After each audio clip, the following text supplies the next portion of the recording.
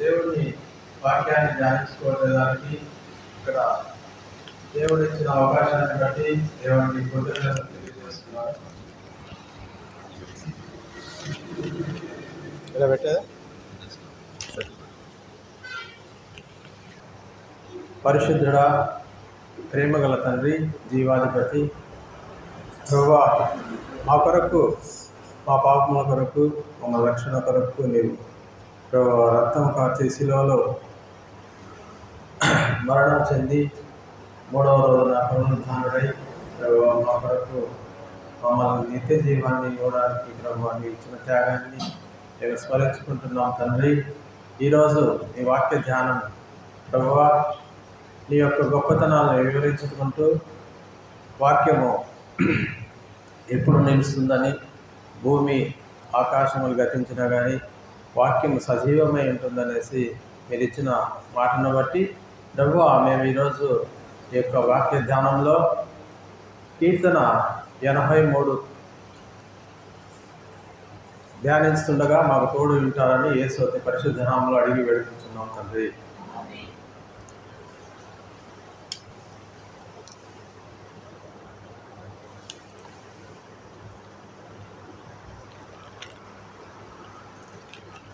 పాత నిబంధన గ్రంథంలో 83వ కీర్తన గురించి ఈరోజు మనం వాక్య ధ్యానం చేస్తాము. దేవా ఊరకుండకము, దేవా మౌనంగా ఉండకము, ఊరకుండకము. నీ శత్రువులు అల్లరి చేయుచున్నారు, నిన్ను ద్వేషించువారు తల ఎత్తి ఉన్నారు. నీ ప్రజల మీద వారు కపటోపాయములు పన్నుచున్నారు. నీ మరుగుచొచ్చిన వారి మీద ఆలోచన చేయుచున్నారు. వారు ఇజ్రాయిల్ అను పేరు ఇకను జ్ఞాపకం రాకపోనట్లు జనముగా ఉండకుండా వారిని సంహరించడం రండని చెప్పుకొనుచున్నారు. ఏక మనసుతో వారు ఆలోచన చేసి ఉన్నారు. నీకు విరోధంగా నిబంధన చేయుచున్నారు. గుడారపు వాసులైన ఎదోమీయులను, ఇస్మాయిలీలను, మోయాబీలను, అగ్రీలను, గెబులు వారును, అమ్మోనీయులను, అమాలేకీయులను, ఫిలిస్తీయులను, తూరు నివాసులను నీకు విరోధముగా నిబంధన చేసి ఉన్నారు. అశ్షూరు దేశస్థులు వారితో కలిసి ఉన్నారు. లోతు వంశస్థు వారు సహాయం చేయుచున్నారు. మిద్యానునకు నీవు చేసినట్లు కీషోను ఏటి యొద్దను నీవు సిసెరాకు ఎబీనునకు చేసినట్లు వారికి చేయుము. వారు ఎందోదులో నివసించిరి, భూమికి పెంట అయిరి. ఓరేబు జేయబు అను వారికి నీవు చేసినట్టు వారి ప్రధానులకును చేయుము. జబబు షల్మున్నా అను వారికి చేసినట్టు వారి సకల రాజులకును చేయుము. దేవుని నివాస స్థలములను మనం ఆక్రమించుకుందాము అని వారు చెప్పుకొంటున్నారు. నా దేవా, సుడి తిరు ధూళి వలెను, గాలి ఎదుటి బొగులాకు వలెను వారిని చేయుము. అగ్ని అడవిని కాల్చినట్లు, కారుచిచ్చు కొండలు తగులపెట్టినట్టు నీ తుఫాను చేత వారిని తరుము. నీ సుడిగాలి చేత వారికి భీతి పుట్టించుము. యెహోవా, వారు నీ నామమును వెదుకున్నట్లు వారికి పూర్ణావమానము కలుగజేయము. వారు నిత్యము సిగ్గుపడి భీతి నొందుదురుగాక, వారు భ్రమసి నశించుదురుగాక. యెహోవా అను నామము ధరించిన నీవు మాత్రమే సర్వలోకములో మహోన్నతుడవని వారు ఎరుగుదురుగాక.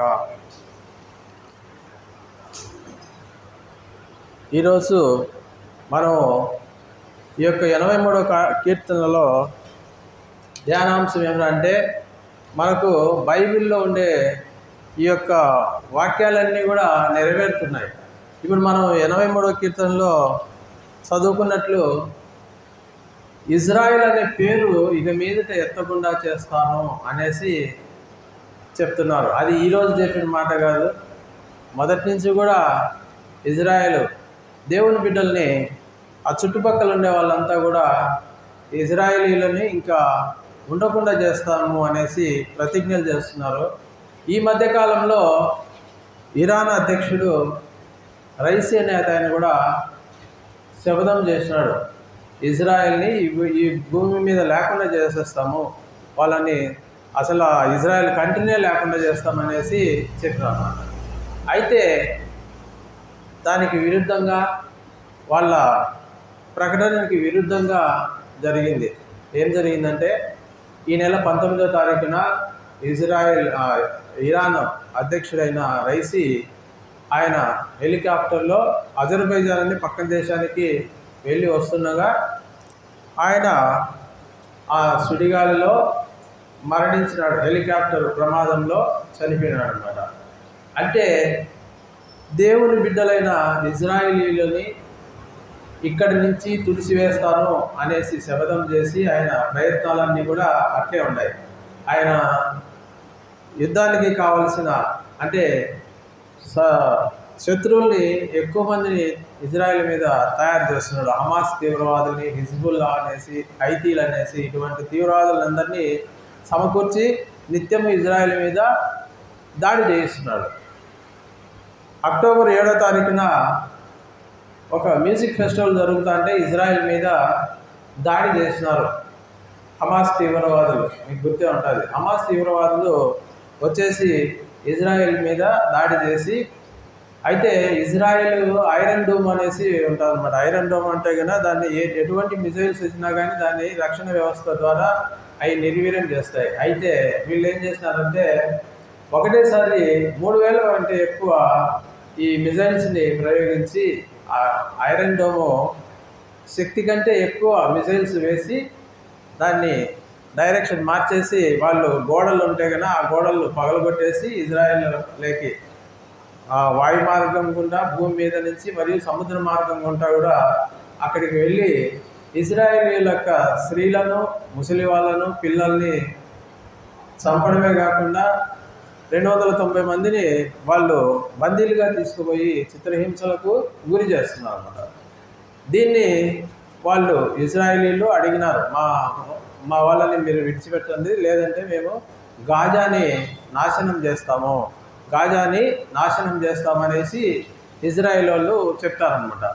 అది గాజాను నాశనం చేస్తామనేసి బైబిల్లో ఎక్కడ ఉందంటే ఆమోసు గ్రంథం 1వ అధ్యాయం 6వ వచనం ఒకసారి చదవండి. 6-7.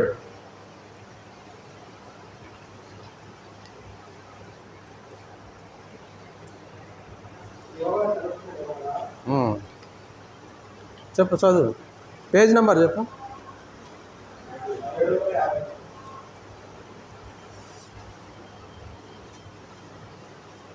700.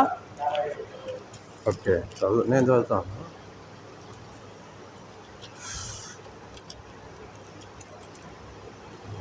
ఆమోస్ గ్రంథంలో 1వ అధ్యాయంలో 6వ వచనం, యెహోవా సెలవిచ్చినదేమనగా గాజా 3 సార్లు 4 సార్లు చేసిన దోషములను బట్టి నేను తప్పకుండా దాన్ని శిక్షించదును. ఏలైనగా ఏదోము వారి కప్పగించవలనని తాము చెరపెట్టబడిన వారిని అందరినీ కొనిపోయేది కాగా యొక్క ప్రాకారం మీద నేను అగ్ని వేసేదను. గాజా యొక్క ప్రాకారము మీద నేను అగ్ని వేసేదను, అది వారి నగరులను దహించి వేయును.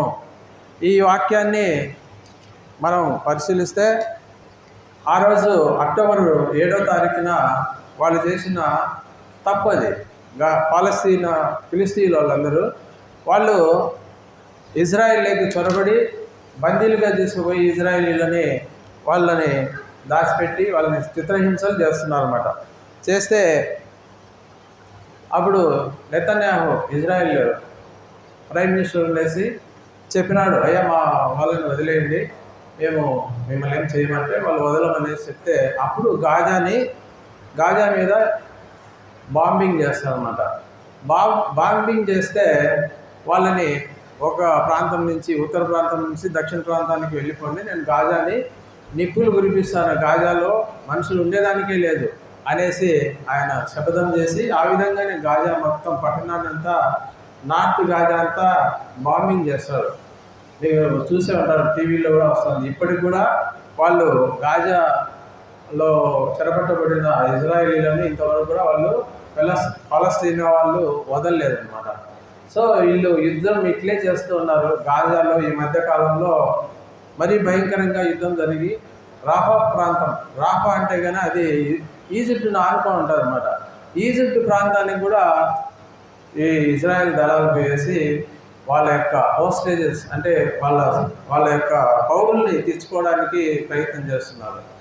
ఇప్పుడు ఈజిప్ట్ వాళ్ళు కూడా సొరంగాలు పెట్టినారు అన్నమాట. వాళ్ళు ఈ యొక్క ఫలస్తీన్ వాళ్ళకి హెల్ప్ చేస్తున్నారు. సో ఇక్కడ మనకు ఈ యొక్క బైబిల్ వాక్యంలోని మనం పఠనం చేస్తే ఇక్కడ 10 మంది ఇజ్రాయెల్ చుట్టూ ఉండే 10 మంది పేర్లు ఇక్కడ మేము చదువుకున్నాం. మీరు ఒకసారి మళ్ళీ చదివితే కనుక అంటే కంట్రీస్ చెప్తాను. పాత కంట్రీస్ అవి వేరే, ఇప్పుడుండే కంట్రీస్ పక్కన ఉండే కంట్రీస్. సిరియా కానీ, లెబనాను, ఈజిప్టు, తర్వాత ఇటువంటి కంట్రీసే కాకుండా ఇరాన్ దీనికి అన్నిటికీ నాయకుడిగా ఉందన్నమాట. ఇరాన్కి ఇజ్రాయెల్కి అసలు బార్డరే లేదు. ఇరాన్కి ఇజ్రాయెల్కి దాటాలంటే 2 సిరియా దాటాలా, లెబనాన్ దాటి ఆ 2 కంట్రీస్ దాటిన తర్వాత వస్తుంది అనమాట. అయినా కానీ ఇరాన్ చాలా ప్రముఖమైన పాత్ర వహిస్తుంది అనమాట. అప్పుడు ఆయుతుల్లా ఖుమైనీ అనేసి ఒక అతను మొదట ఆయన రాజ్యాన్ని స్థాపించాడు. ఇస్లామిక్ స్టేట్గా ప్రకటించేటప్పుడు ఆయన చెప్పినాడు అనమాట, ప్రపంచంలో ఇజ్రాయిల్ అనేది దాన్ని నిర్మూలన చేయడమే నా లక్ష్యం, అమెరికాని నాశనం చేయడమే నా లక్ష్యం, ఇటువంటి శపథాలు చేసి ఆ రోజు వాళ్ళు డెమోక్రటిక్ కంట్రీగా ఉంది అది ఇరాన్ అనేది. అయితే దాన్ని రిలీజియస్ స్టేట్గా మార్చి ఆ రోజు నుంచి కూడా ప్రయత్నం చేస్తూనే ఉన్నారు, కానీ సక్సెస్ కాలేకుండా ఉన్నారు. ఈ పాలస్తీనియన్లు అయితే కానీ 176 సార్లు ఇజ్రాయెల్ మీద అటాక్ చేసినా కానీ ఒక్కసారి కూడా సక్సెస్ కాలేదు. ఎందుకంటే కన్నా వీళ్ళు దేవుని బిడ్డలు. ఇజ్రాయేలీలు దేవునితో ఆశీర్వదించబడిన పిల్లలు కాబట్టి వాళ్ళ జనాభా 98 లక్షలు ఎంత ఉంటుంది, కోటి లోపలే ఉంటుంది. కానీ వీళ్ళు 40 కోట్ల మంది జనాభా ఉండి కూడా 1 కోటి జనాభాతో వాళ్ళు ఫైట్ చేయలేక గెలవలేకున్నారు అనమాట. అదే ఈరోజు మనం వాక్య ధ్యానంలో మనం పరిశీలిస్తే కన్నా ఈ యొక్క రైసీ అనే అతను ఎంతో శక్తివంతుడైనాడు. ఆయన ఇరాన్ వాళ్ళకి ఆయిల్ ఎక్కువగా ఉంది. ఆ ఆయిల్తో వచ్చిన డబ్బులతో ఆయుధాలన్నీ సమకూర్చుకొని ఆ యొక్క హైతీ తీవ్రవాదులు కానీ, హమాస్ తీవ్రవాదులు కానీ ఇటువంటి వాళ్ళందరికీ కూడా వాళ్ళకు సప్లై చేసి ప్రతినిత్యము ఇజ్రాయెల్ మీద దాడులు చేస్తూనే ఉంటారు అనమాట. అయితే వాళ్ళు సక్సెస్ కాలేకపోతున్నారు. దీనికి కారణం ఏమిటంటే బైబిల్లో రాయబడిన ఈ యొక్క వాక్యం. ఇది ఎప్పుడు రాసింది? యేసుక్రీస్తు పుట్టకముందు 1000 సంవత్సరాల కిందట రాసిన యొక్క వాక్యం, అంటే సుమారు 3000 సంవత్సరాల కింద రాసిన వాక్యాన్ని అది సజీవంగా ఉంది. ఈరోజు కూడా మనం పరిశీలిస్తే ఈ వాక్యాన్ని మనం ధ్యానిస్తుంటే దేవుడి వాక్యము భూమి ఆకాశములు గతించినా కానీ వాక్యం అనేది గతించదు అనే దానికి దర్శనం. ఇప్పుడు మనం చూస్తున్నాం, మన కళ్ళ ముందర జరుగుతున్న యొక్క సంఘటనల గురించి మనం ఒకసారి ఆలోచిస్తే దేవుడి వాక్యం ఎంత బలమైనది అనేది. అంటే వాక్యం యేసు ప్రభువే. ఆయన మనం యోహాను సువార్తలో చెప్పినట్లు ప్రభువు ఆయన వాక్యమై ఉన్నాడు అనేసి ఆయన శరీరధారి వచ్చి మనకు ఈ వాక్యాన్ని అందించినారని. అయితే వాక్యము యొక్క విలువ ఇప్పుడు మనము కనులారా చూస్తూ మనము నిజంగా ఇది జరుగుతుంది, మనకు బాగా జరుగుతుంది. ఈరోజు ఈ నెల 19వ తారీఖు మన కళ్ళ ముందరనే దేవుని వాక్యం జరుగుతుంది. పోయిన అక్టోబర్ 7వ తారీఖున దేవుని వాక్యము నెరవేర్చబడింది అనేసి మనకు ఈరోజు బతుకున్న మనము చూడగలుగుతున్నాము. వాక్యాన్ని మనము అర్థం చేసుకుంటున్నాం. అయితే బైబిల్లో ఉండే ప్రతి వాక్యాన్ని కూడా మనం పరిశీలిస్తే ఇది ఖచ్చితంగా జరిగేదే. ఇది ఒకసారి జరగదు, తరతరాలుగా జరుగుతుంది. అంటే మనం ఏమనుకుంటామంటే బైబిల్లో ఉండేది ఇప్పుడే జరగాలన్నట్లు అనుకుంటారు. మనం అప్పుడు ఆ వాక్యాన్ని రాసినప్పటికీ వాళ్ళకి ఏం ఆలోచన ఉంటుంది, ఈ గాజా మీద బాంబులు వేస్తారని, గాజాన్ని నాశనం చేస్తారని వాళ్ళు కలగనలేదు కదా. అయితే వాక్యాన్ని నమ్మాలా. వాక్యాన్ని నమ్మితే ఖచ్చితంగా అవి జరుగుతాయన్నమాట. దేవుని దృష్టికి మనలాగా ఒక రోజు అంటే ఆయనకు 1000 సంవత్సరాలు అనేసి ఉంది కదా, ఆ విధంగా ఉంటుంది. ఈ యొక్క గ్రంథాన్ని మొత్తం ఎప్పుడో రచించేసినారు. ఈ యొక్క సృష్టి ఆది నుండి అంతం వరకు కూడా రచించి ఈ బైబిల్ని మనకు అందించినారు అన్నమాట. ప్రకటన గ్రంథంలో జరగబోయే విషయాల గురించి మనము ఈరోజు వింటున్నాము. దాంట్లో ప్రకటన గ్రంథమే కాకుండా మత్తయి సువార్తలో కానీ, లూకా సువార్త కానీ యేసు ప్రభు గారే చెప్పినారు అన్నమాట. యుద్ధాలు జరుగుతాయి, యుద్ధ సమాచారం ఏమిటారు, భూకంపాలు జరుగుతాయి, అయితే కనుక కలవరపడకండి, అప్పుడే అంత్యదినాలు రావు అనేసి. అంటే ఇవన్నీ కూడా మనకు ఇప్పుడు ఇన్ని దేశాలు ఉన్నాయి, సుమారు 200 దేశాలు ప్రపంచంలో ఉంటే బైబిల్లో ఉండే దేశాలు మాత్రమే, ఇజ్రాయెల్ మాత్రమే ఎందుకు చేస్తున్నాయి, ఆ 10 దేశాలు మాత్రమే చేస్తున్నాయి. అంటే వాక్యం ఎంత కరెక్ట్గా జరుగుతుంది చూడండి. ఇప్పుడు ఇజ్రాయెల్ అనేది అది దేవుని స్థలం. అది అక్కడ అది భూమికి సెంటర్లో ఉంది. దాన్ని ఎవరు ఏం చేసుకోలేరు. అక్కడ మనుషులు చాలా తక్కువ మంది ఉన్నా కానీ వారి యొక్క ప్రార్థనా శక్తి, వాళ్ళు ఆశీర్వదించబడిన జనాంగం అన్నమాట. కాబట్టి ఈ యొక్క శత్రువులు కోట్ల మంది ఉన్నా కానీ వాళ్ళని ఏం చేసుకోలేరు అన్నమాట. ఇప్పుడు మనకు ఇక ప్రకటన గ్రంథంలోకి వస్తే అక్కడ గోగు మాగోగు యుద్ధము, అర్ణగుద్ద యుద్ధం అనేసి కొన్ని యుద్ధాలు జరుగుతాయనేసి ఉంది. అయితే ఇప్పుడు పరిస్థితులు మనం ఆలోచిస్తే కన్నా ఇప్పుడు ఇరాన్కి సప్లై చేసేదంతా రష్యా, చైనా, వీళ్ళందరూ కూడా, ఇరాను, వీళ్ళందరూ కూడా దేవుడిని నమ్మరు. వాళ్ళు నమ్మే దేవుడు వేరే, అందులో మనం నమ్మం. యాక్చువల్గా దేవుడు జీవం ఉన్న దేవుడు, వాళ్ళు నమ్మడంలే. వాళ్ళంతా ఎథిస్టులు, అంటే దేవుడు లేడని చెప్పారు. రష్యా వాళ్ళు కానీ చైనా వాళ్ళు కానీ దేవుడు లేడనే చెప్తారు. వాళ్ళందరూ ఎథిస్టులు. అయితే ఈ యొక్క దేవునికి అగెనిస్ట్గా ఉండే ఈ యొక్క ఇజ్రాయెల్ దేశస్తులందరూ కలిసి వాళ్ళతో యునైట్ అయ్యి అర్మగొద్దం యుద్ధం అనేసి ఒక యుద్ధాన్ని చేస్తారన్నమాట. అప్పుడు దేవుడే వీళ్ళ మీదకి వచ్చి యుద్ధాన్ని జరిగిస్తాడన్నమాట. అది మనం జరగబోయే యొక్క ప్రకటన గ్రంథంలో కానీ, దానియేలు గ్రంథంలో కానీ, ఎహెజ్కేలు గ్రంథంలో కానీ, ఇవన్నిటిలో కూడా మనము చూస్తాం. అదే కాకుండా ప్రవక్తలు చాలామంది చెప్పిండారు. తర్వాత ఈ యొక్క మనము ఈ యొక్క వాక్యదానంలో మనకు ఈ యుద్ధాల గురించి, తర్వాత వాక్యంలో, దేవుడి యొక్క వాక్యంలో మనకు మలాకీ గ్రంథం 3:6 ఒకసారి చదవండి.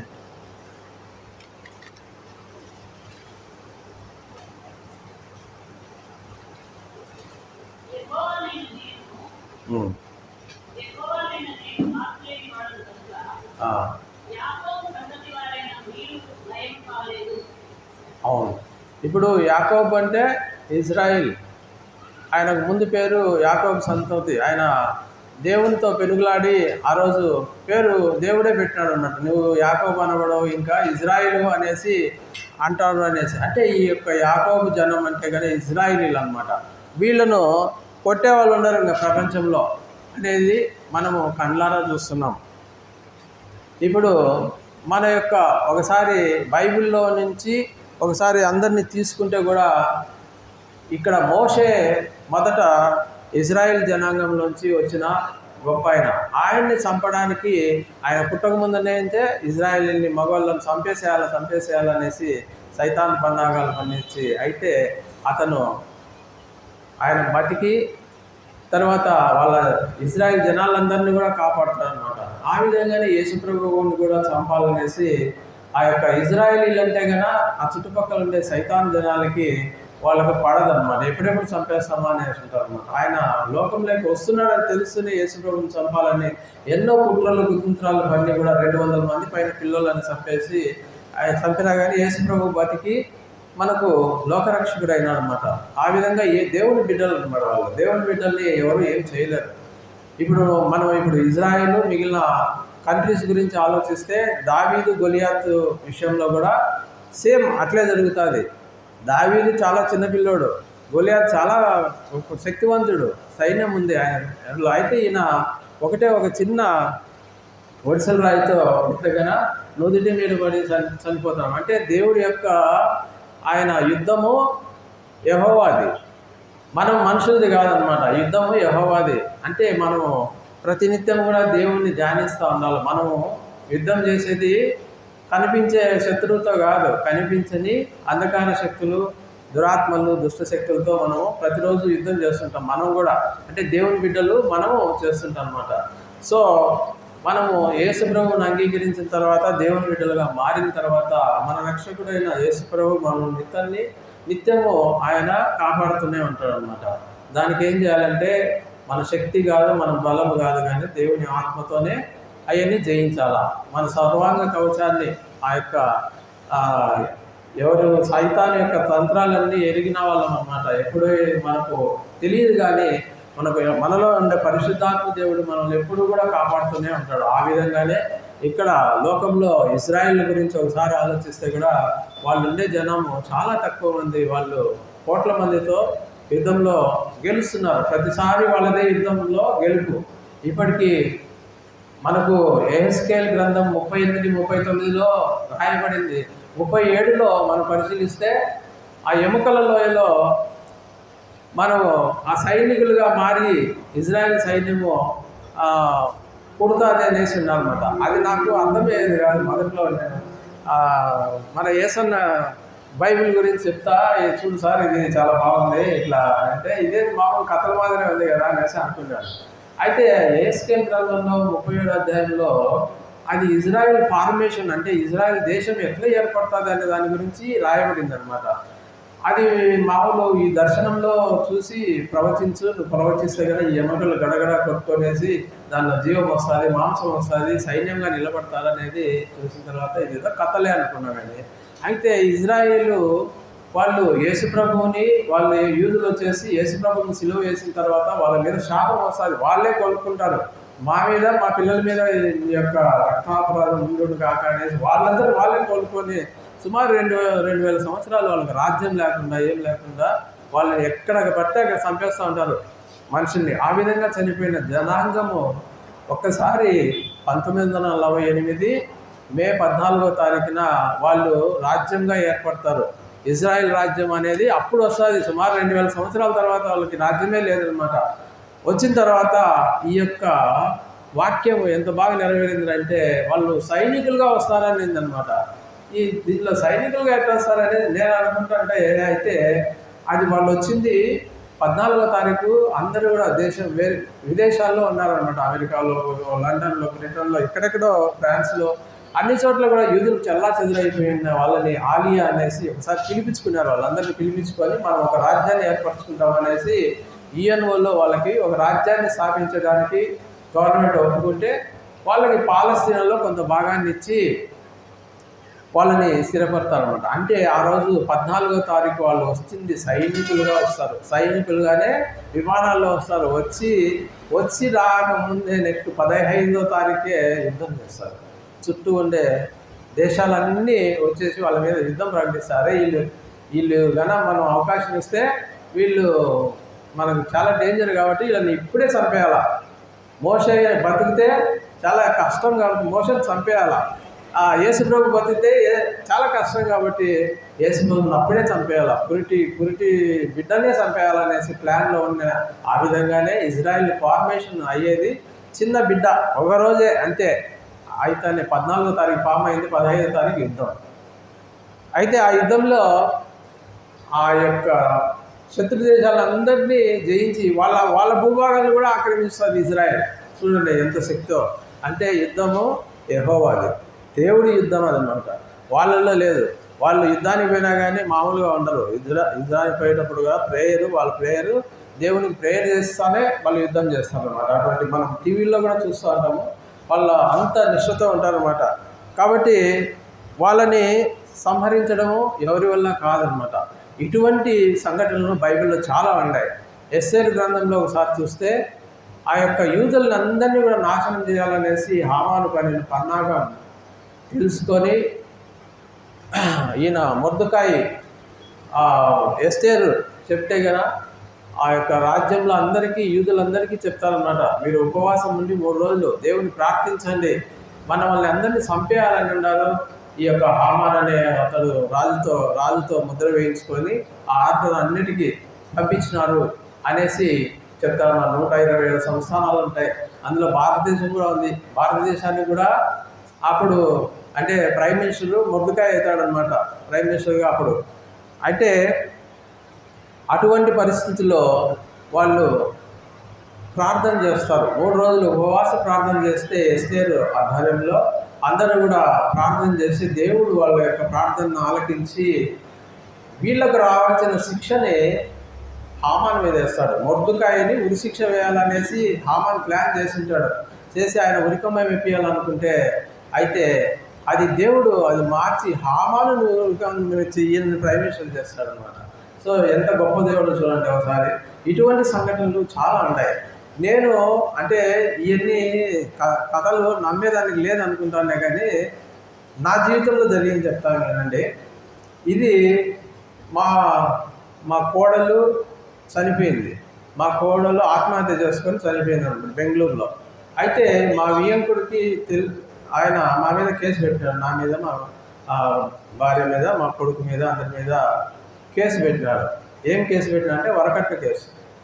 అతను నాకు బ్యాచ్మేట్, డిప్యూటీ కలెక్టర్ అయినాడు. అంటే మేమిద్దరం ఒకటే డిప్యూటీ తహసీల్దార్గా సెలెక్ట్ అయ్యి ట్రైనింగ్లో కూడా మాతో ఇద్దరం కలిసే ఉండేవాళ్ళం. ఆయనకు నచ్చి పెళ్లి చేసుకున్నాడు. పెళ్లి చేసుకున్న తర్వాత అమ్మాయికి మెంటల్లీ నాట్ సౌండ్, అది మాకు చెప్పలే. అయినా కానీ మేము భరిస్తూ వచ్చినాము. ఆ అమ్మాయి చనిపోయింది. ఆమె ఆత్మహత్య చేసుకుంది, బ్రిడ్జి మీద నుంచి కింద పడి చనిపోయింది. దాన్ని అతను ఏం చేశాడంటే వరకట్న వేధింపుల కేసు కింద పెట్టినాడు అనమాట. అతనికి మేము చెప్పి చూసినాం, నా ఫ్రెండే కదా అని చెప్పి చూసినాము, వినలే. కలెక్టర్తో చెప్పించిన, కలెక్టర్ ఆయనకు తెలుసు, నాకు తెలుసు కాబట్టి ఆయనతో చెప్పిస్తే కలెక్టర్ మాట వినలే. ఒక మినిస్టర్ని ఆయన ఇంటికి పంపించి చెప్పించిన. ఆ మినిస్టర్ కూడా మా కొడుకు పెళ్ళికి వచ్చి చూసిపోయినాడు అనమాట. ఆయన కూడా చెప్పినాడు, అయ్యా కట్నం తీసుకోవాలి కదా, మీరు ఫ్రెండ్స్, ఇద్దరు ఫ్రెండ్స్ కాబట్టి ఆ రోజు పెళ్లి చేసుకున్నారు, నేనే సాక్ష్యం దానికి, నువ్వు ఇట్లా పెట్టడం తప్పు అనేసి ఆయన వరప్రసాద్ పెట్టడం తప్పు, అది విత్డ్రా చేసుకుంటే అది ఇంపార్టెంట్, విత్డ్రా చేసుకోవడం. డిసెంబర్ 26వ తారీఖు నేను వచ్చి సాక్ష్యం చెప్తాను. ఆ రోజు అంటే బెంగళూరులో వీళ్ళకి అందరికీ శిక్ష వేయిస్తాను, నేను ఖచ్చితంగా 26వ తారీఖు వస్తాననేసి అంతా రెడీ చేసుకున్నాడు. అయితే దేవుడు ఆ యొక్క 26వ తారీఖు ఆయన రాలేకపోయినాడు. అదే రోజు ఆయన విషం తాగి మరణించినాడు.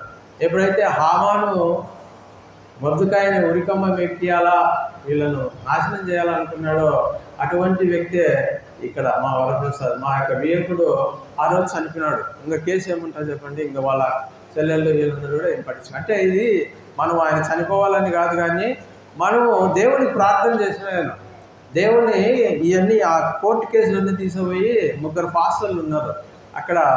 సెమీ క్రిస్టమస్ జరుగుతుంది, సుగాల్పిడికి అనేసి ఉంది ఆడ. జయచంద్రారెడ్డి, ప్రసాద్ అనేసి, తర్వాత ఏషియా పాస్టర్ అని 3 పాస్టర్లు ఉన్నారు.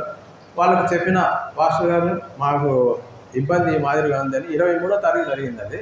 డిసెంబర్ 23వ తారీఖు సెమీ క్రిస్టమస్లో వాళ్ళు ప్రార్థన చేస్తుంటే నా యొక్క విజ్ఞాపన ఇది, మీరు కొద్దిగా నా గురించి ప్రార్థన చేయండి, పేపర్లో పెడుతున్నాను మీ ముందర, దేవుడికి ప్రార్థన చేయండి, నేను కూడా రోజు ప్రార్థన చేస్తున్నాను, మీరు ఈ యొక్క పేపర్లు పట్టుకొని మీరు ప్రార్థన చేయండి, నాకు దేవుడు మా కార్యం జరిగించాలనేసి అంటే ఖచ్చితంగా 23 ప్రార్థన చేసినారు. 26వ తారీఖు అతను ఆ రోజు రాలేకపోయినాడు. మనిషి అసలు ఈ లోకంలోనే లేకుండా పోయినాడు. అంటే గొప్ప దేవుడు అనమాట.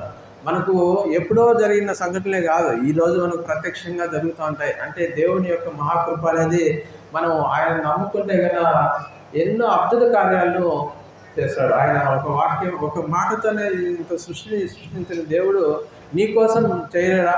నీకుండే కష్టాల గురించి ఆయన పట్టించుకోడా? అయితే మనం ఆయన పట్టించుకోవాలా, ఆయన గురించి మనం ధ్యానం చేయాలా, ఆయననే నమ్ముకోవాలా. నీ భారం అంతా ఆయన మీద వేస్తే కనుక ఖచ్చితంగా ఆయన నీ భారాన్ని ఆడ పక్కన పెడతాడు. నాకు జరిగిన సంఘటనలు ఎన్నో ఉన్నాయి, ఇదే కాదు చాలా విషయాల్లో ఆయన డైరెక్ట్ ఇన్వాల్వ్మెంట్. దేవుడు డైరెక్ట్ ఇన్వాల్వ్ అయ్యి ఎవరు లేరు, మన మధ్యవర్తి లేరు, ఎవరు లేరు. ఎంతో ప్రయత్నం చేసిన, కలెక్టర్తో ప్రయత్నం చేసిన, మినిస్టర్తో ప్రయత్నం చేసిన, ఫ్రెండ్స్ చెప్పించినా కానీ వినని వ్యక్తి దేవుడు ఆయనకి ఏం చేయాలో అది చేస్తాడు అనమాట. సో ఇప్పుడు మనకు ఇక్కడ ఇరాన్ అధ్యక్షుడు కూడా చాలామంది చెప్పి చూస్తున్నారు, ఇది మంచిది కాదు, వాళ్ళ హోస్టేజెస్ని తీసి ఇచ్చేయండి. వాళ్ళు 290 మందిని పట్టుకొని వచ్చినారు, వాళ్ళని హింస పెడుతున్నారు, వాళ్ళను ఆ వీడియోలు తీసి పబ్లిక్గా పంపిస్తున్నారు. ఇది చాలా అన్యాయం, మీరు చేయొద్దండి అంటే కదా ఇజ్రాయెల్ అనే దేశానే లేకపోతే కదా ఇదేంది అనేసి ఆయన అహంకారంతో, రైసీ అనే అతను ఇరాన్ అధ్యక్షుడు చాలా అహంకారంతో ఉన్నాడు. అయితే ఈ నెల 19వ తారీఖు ఆయన అజర్బైజాన్ పోయినప్పుడు చుట్టూ హెలికాప్టర్లు ఉన్నాయి, అంత ప్రొటెక్షన్ ఉంది. అయితే ఆ ఒక్క హెలికాప్టర్ మాత్రమే కూలిపోయింది అనమాట, మేఘంలోకి వెళ్ళిపోయింది. మేఘం వచ్చి కమ్ముకునింది అనమాట. కమ్ముకొని ఆ యొక్క దేవుడి యొక్క మహాశక్తి వల్ల అతను లేకుండా చెప్పినాడు అనమాట. అది మనం ఒకసారి గమనించాలి. బైబిల్లో ఉండే వాక్యాలన్నీ కూడా నిరర్థకం కాదు, మనకు ప్రతిరోజు మనకు జరిగేటి. కాబట్టి మనం ఏం చేయాలంటే ఇజ్రాయేలు అనేసి అంటున్నాడుగా, ఇజ్రాయేల్ నిన్ను నిర్మూలన చేస్తా అని సైతాను ప్రతిరోజు మన మీద కుట్ర వేస్తుంటాడు. మనకు ఆర్థిక ఇబ్బందులు కానీ, ఇంట్లో ప్రతి ఒక్క సమస్యని మనకు సృష్టిస్తూ సైతాన్ చుట్టూ ఒక 10 మంది యుద్ధం చేస్తుంటారు మనతో. ఆ యుద్ధాన్ని మనం ఎదుర్కొనేదానికి సర్వాంగ కవచాన్ని మనం ధరించుకునేదానికి పౌలు రాస్తాడు కదా. ఆ యొక్క ఏం చేయాలంటే ప్రార్థన, దాన్ని మించింది ఇంకేం లేదు. వాక్యమే దేవుడు అన్నమాట, దేవుడు అయి ఉన్నాడు. యేసు ప్రభు దీంట్లోనే ఉన్నాడు. మనం బైబిల్ని ధ్యానం చేసి మనం ప్రేయర్ చేస్తే కనుక ఖచ్చితంగా మనకి కార్యం జరుగుతున్నాయి అని చెప్పడానికి ఈ యొక్క 83 కీర్తన నేను ఎంచుకున్నాను అనమాట. ఇటువంటి సంఘటనలు మన బైబిల్లో చాలా ఉన్నాయన్నమాట. సో ఈ యొక్క యెహోషాపాతు అనేసి ఒక రాజు ఉన్నాడు, మీకు అందరికీ తెలుసు. ఆయన భక్తిపరుడు, దేవుణ్ణే నమ్ముకుంటాడు అనమాట. ఏ కష్టం వచ్చినా కానీ దేవుణ్ణి నమ్ముకొని ఆయన ప్రేయర్ చేసేవాడు. ఆయన మీదకి చుట్టూ ఉండే రాజులందరూ యుద్ధానికి వస్తారు. ఆయన అప్పుడు నిస్సహాయంతో దేవుడిని ప్రార్థిస్తాడు అనమాట. ఉపవాసం ఉండి తన సైనికుల్ని ప్రజలకి ఉపవాసం ఉంచితే ఆ యొక్క యుద్ధం మీకు తెలుసు అనుకుంటా. ఆ యుద్ధంలో ఏం జరుగుతుందంటే వాళ్ళ సైనికులే పొడుచుకొని చచ్చిపోతారు. శత్రు సేనలు అన్నీ పొడుచుకొని చనిపోతారు అనమాట. ఈయనకు అసలు పనే లేకుండా చేస్తాడు. అటువంటి గొప్ప దేవుడు మన దేవుడు అనమాట.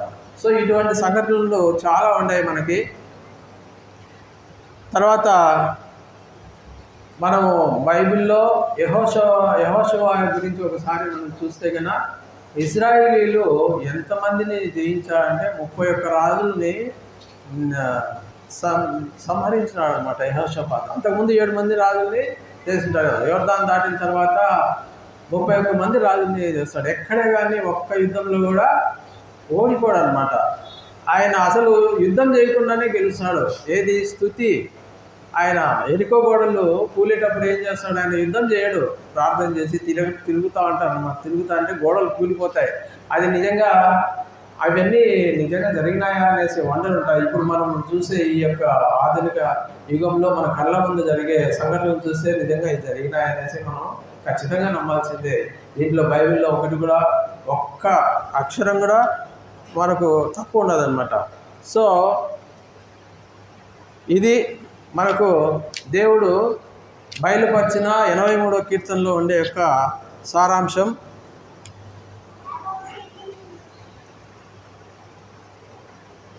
తర్వాత ఇప్పుడు కొన్ని సంఘటనలు మనకు మన కళ్ళ ముందరనే జరుగుతున్నాయి. అవి కూడా మనం బైబిల్లో రాయబడిన సంఘటనల్ని మన కళ్ళతో మనం రోజు వార్తల్లో వింటున్నాం. యూఫ్రటీస్ నది ఎండిపోతుంది అనేసి బైబిల్లో రాయబడింది. మీరు చదివినారో లేదో, అది ఇప్పుడు జరిగింది. ఈ సంవత్సరం యూఫ్రటీస్ నది ఎండిపోయింది. అంటే అంత్య దినాలు మనకు దగ్గర పడినాయనే దానికి తెలియడం. అంటే మనము ఒకసారి గమనించాలన్నమాట. అంటే ఏం జరుగుతుంది మన చుట్టూ, బైబిల్ అనేది నిజంగా జరుగుతుందా లేదా, బైబిల్లో వాక్యాలు నెరవేరుతున్నాయా లేదా అనేసి మనం రోజు వార్తలను చూస్తే ఖచ్చితంగా నెరవేరుతున్నాయి. ఇప్పుడు మొన్న దుబాయ్ అది ఎడారిలో నదులై పాడిన వర్షాలు పడినాయి. బైబిల్లో కీర్తనలో ఉంది కదా, మనకి అడవులు ఎడారిలో నీకు నదులు ప్రవహింపజేస్తాను అనేది దేవుడు అన్నాడు అనమాట. ఆ విధంగానే సౌదీ అరేబియాలో కానీ మొన్న దుబాయ్లో కానీ ఆ యొక్క నదుల మాదిరి కొట్టుకోపోతుండే, కార్లు గీళ్ళు అని మొత్తం లేచిపోతుండే. అసలు ఆ ఎడారిలో వర్షం పడినే పడదు, అట్లాంటిది ఆడ వర్షం పడి నదులు పొలినట్టు పొలుతాను అనమాట. సో ఈ విధంగా మనం ఒకసారి మనం రోజు దైనందిన జీవితంలో మనం పేపర్ చదువుతూ ఉంటాం, వార్తలు వింటూ ఉంటాం. అయితే దాన్ని మనం బైబిల్కి అన్వయించుకోవాలి. బైబిల్లో నిజంగా ఇవన్నీ రాయబడిందంటే జరుగుతాయి మరి. సో ఈ విధంగా చాలా మనకు బైబిల్లో ఉండే యొక్క గొప్ప కార్యాలన్నింటినీ కూడా మనం దేవుడు ద్వారా ప్రతినిత్యము ప్రతిరోజు మనం చూసుకుంటున్నాం. అయితే మనకు ఓపిక ఉండాలి. దీంట్లో యేసు ప్రభువుని నమ్మి బైబిల్ ధ్యానం చేస్తే కనుక ఖచ్చితంగా నీకు యొక్క పరిశుద్ధాత్మ నీలో వస్తుంది. ఈ బైబిల్ని అర్థం చేసుకోవాలంటే కూడా నీకు ఒక శక్తి ఉండాలన్నమాట. ఊరికే ప్రతి ఒక్కరు మామూలుగా చదువుకుంటే అక్షర జ్ఞానంతో చదివితే ఏమీ రాదు, ఆత్మజ్ఞానంతో చదవాలి. ఆత్మను నీలోకి రావాలంటే కానీ నువ్వు కొంచెం శ్రమ పడాలి, ఊరికనే రాదు. పరిశుద్ధాత్మ దేవుడిని నీలోకి నింపుకోవాలా. పరిశుద్ధాత్మ దేవుడిని నింపాలంటే కన్నా మన యొక్క జీవితాన్ని మనము మలుచుకోవాలన్నమాట. ప్రతిరోజు దేవుడి ఉదయాన్నే వేరే వ్యాసంగం పెట్టకుండా లేస్తేనే బైబిల్ పఠనం చేసి ధ్యానం చేసి ప్రార్థన చేస్తే ఖచ్చితంగా నీకు పరిశుద్ధాత్మ దేవుడు నీకు కనిపిస్తాడు. పరిశుద్ధాత్మ దేవుడు నీతో ఉంటాడు అనమాట. దివారాత్రము దేవుడిని ధ్యానించేవాడు ధన్యుడు అనేసింది కదా. ఆ విధంగా ఆయన మనము ఈరోజు చాలామంది సేవకులలో కానీ అబ్బాయి ఎందుకు వచ్చినప్పుడు ఈ సేవకు అన్నట్లు అంత నిరాశతో ఉంటారనమాట. అయితే అది కాదు, ఖచ్చితంగా దేవుడు వాళ్ళకి హెల్ప్ చేస్తారు, వాళ్ళని ఆశీర్వదించాడు అనమాట. మాకు మన గంగరాజు రాజ్ కుమార్ వీళ్ళకి పెద్ద ఆయన ఉన్నాడు వాళ్ళ ఊర్లో. ఆయన టీచర్గా ఉన్నాడు. టీచర్ అంటే మామూలు టీచర్, ఎలిమెంటరీ స్కూల్ టీచర్గా ఉన్నాడు. అయితే ఆయన ఎంత భక్తిపరుడు అంటే ఎప్పుడు సువార్తను చెప్తా ఉంటాడు. ఎవరు పోయినా కానీ ప్రేయర్ చేస్తాడు, ఎవరు పోయినా కానీ వాళ్ళకి సువార్త చెప్తాడు, ఎప్పుడు బైబిల్ చదువుకుంటూ ఉంటాడు మరి ఆయన టీచర్గా ఉండి. అయితే ఆయన యొక్క ఆశీర్వాదం, దేవుని ఆశీర్వాదం ఎంత బాగా వచ్చిందంటే వాళ్ళ కొడుకులు ఇద్దరు కూడా చాలా గొప్పగా ఆశీర్వదించబడినారు. వాళ్ళు ఒక తరం కాదు, వాళ్ళ 1000 తరాల వరకు వాళ్ళని దేవుడి ఆశీర్వాదం ఇచ్చినట్టు జరుగుతుంది అన్నమాట. ఇప్పుడు కోటాను రూపాయల వాళ్ళ స్థితి చాలా గొప్ప స్థితిలో ఉన్నారు. అటువంటి ఆశీర్వాదం నిజంగా దేవుడు మనకి కలుగజేస్తాడు. ఒకసారి నువ్వు మారు మనసు పొంది దేవుడిని అంగీకరించి ఆ దేవుడి మార్గంలో ఉంటే కదా ఖచ్చితంగా నీకు దేవుడు ఆయన పలుకుతాడు, ఆయన నీతో ఉంటాడు, నీలో ఉంటాడు అన్నమాట. దాని గురించి మనం శ్రమిస్తాం. కాబట్టి ఈరోజు వాక్య ధ్యానాన్ని మనం ఒకసారి పరిశీలిస్తే మన దేవుడు నిజమైన దేవుడు, ఇంకొక దేవుడు వేరే లేదు అనేది నా మనసులోకి రావాలా. ఈడ వస్తాం, ఇంకోసారి పోతాం, ఇంకొక దేవుడిని కూడా టెక్కాయ పోతామంటే కాదు. అయితే నువ్వు ఈ దేవుడిని విశ్వసించిన తర్వాత, జీవం గల దేవుడు అనేది తెలుసుకున్న తర్వాత, ఈ జీవాధిపతి అయిన దేవుడిని నువ్వు ఆరాధించిన తర్వాత నీకు ఖచ్చితంగా మేలు చేస్తాడని ఒకసారి ఆలోచించుకో. నిత్య జీవానికి ఆయనే మార్గము, సత్యము, జీవమై ఉన్నాడనేసి ఆయన చెప్పినాడు. కాబట్టి ఆయన యొక్క మార్గంలో మనం అందరం పయనించి నిజమైన దేవుణ్ణి ఆరాధిస్తూ మనం మన యొక్క జీవనయాత్రను సాగిస్తామనేసి ఈరోజు ఈ వాక్య ధ్యానంలో నాకు ఇచ్చిన అవకాశాన్ని బట్టి మీకు అందరికీ కృతజ్ఞతలు తెలియజేస్తూ మీ గురించి ఒక్కసారి నేను ప్రార్థన చేస్తాను. తలలో ఉంచుకోండి. పరిశుద్ధుడా, ప్రేమగల తండ్రి, జీవాధిపతి ప్రభువా, ఈరోజు వాక్య ధ్యానంలో ప్రభువా నీవు నిజమైన దేవుడు అని, నీ వాక్యము యథార్థమైనది, భూమి ఆకాశంలో గతించిన కూడా నీ వాక్యము ఎప్పటికీ అబద్ధం కాదనేసి, అది ఎప్పుడు నిలిచి ఉంటుందనేసి సెలవిచ్చిన ప్రకారం ప్రభువా, మేము ఈ వాక్య ధ్యానంలో తెలుసుకున్నది ఏమంటే ప్రభువా, ఈరోజు మా కళ్ళ ముందు జరిగే సంఘటనలన్నీ కూడా నీ యొక్క మహిమను, ఘనతను ప్రభువా ప్రచురించబడుతున్నాయి. ఈ యొక్క మాకు కల్పించిన ఈ యొక్క ఆత్మ జ్ఞానాన్ని నేను తెలుసుకోవడానికి కలిగించిన మార్పు మీరు చూపించిన మా మీద చూపించిన కృపకు మేము ఎంతో కృతజ్ఞతలు దేవా. మా యొక్క పిల్లలని ఇక్కడికి వచ్చిన ఈరోజు బైబిల్ స్టడీలో ఎవరైతే ఉన్నారో వాళ్ళందరికీ ఎటువంటి సమస్యలు ఉన్నా కానీ ప్రభువా నీ యొక్క దక్షిణ హస్తంతో వారిని ఆశీర్వదించండి. మేము మా పూర్ణ హృదయంతో, మా పూర్ణ ఆత్మతో, మా పూర్ణ గుణంతో, శక్తితో నిన్ను కోరుకుంటున్నాం తండ్రి. ప్రభువా యొక్క మా సమస్యలన్నింటినీ, మా ఆరోగ్య సమస్యలు కానీ, ఆర్థిక సమస్యలు కానీ, జాబ్ సమస్యలు కానీ, ఎటువంటి సమస్యలు ఉన్నా కానీ, ఇంటి సమస్యలు కానీ, ఎటువంటి సమస్యలు ఉన్నా కానీ ప్రభువా మీ యొక్క దక్షిణ హస్తంతో మమ్మల్ని దీవించి ఆ సమస్యల నుంచి ఆ భారాలన్నింటినీ నీ మీద వేసుకొని మమ్మల్ని పరిశుద్ధులను చేసి ప్రభువా మమ్మల్ని నిత్య జీవానికి అర్హులుగా చేస్తారని యేసు అతి పరిశుద్ధ నామములో అడిగి వేడుకుంటున్నాం తండ్రి. Thank you.